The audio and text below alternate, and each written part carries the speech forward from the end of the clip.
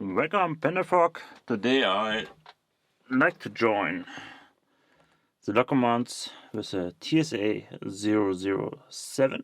So, alright, so it is locked. Let's try to get some good pick times in here. So I trained a little more, so let's see if we can get a good time here now.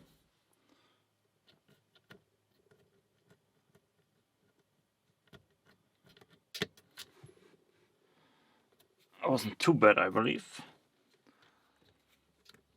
Reset.